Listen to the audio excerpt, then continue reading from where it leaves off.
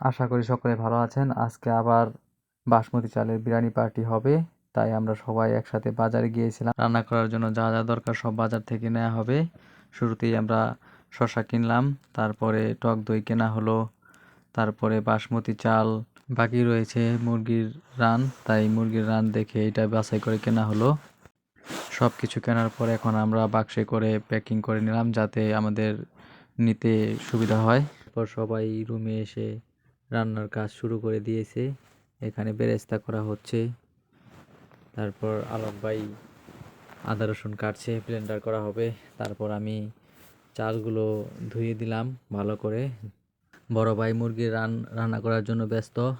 কি কি মশলা দেওয়া হলো একে একে বলবো। প্রথমেই মরিচের গুঁড়া, তারপরে টক দই, তারপর আপনার তেজপাতা, লবণ, মরিচ একসাথে দেওয়া হলো, তারপর ধনিয়ার গুঁড়া।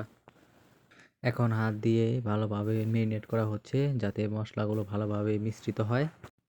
এই ফাঁকে চাল হাফ সিদ্ধ করার জন্য গরম পানিতে দেওয়া হলো যাতে আমাদের রান্না তাড়াতাড়ি হয়।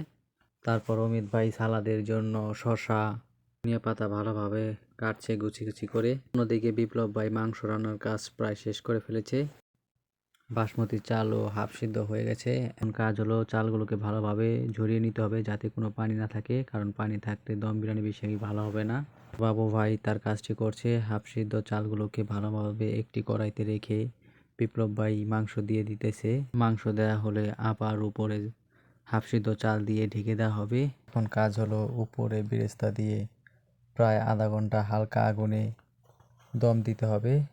আধা ঘন্টা দম দেওয়ার পর আমাদের রান্নার কাজ শেষ। এখন আমরা সবাই একসাথে বসে খাবো। রান্না কেমন হয়েছে দেখলেই বোঝা যায়, কারণ দেখতে খুবই সুন্দর দেখা যাইতেছে। ভিডিওটি ভালো লাগলে অবশ্যই লাইক, কমেন্ট ও শেয়ার করবেন। পরবর্তীতে ভিডিও দেখার জন্য আমার পেজটিকে ফলো দিয়ে রাখবেন। আশা করি সকলে ভালো থাকবেন। ভিডিওটি শুরু থেকে শেষ পর্যন্ত দেখার জন্য ধন্যবাদ।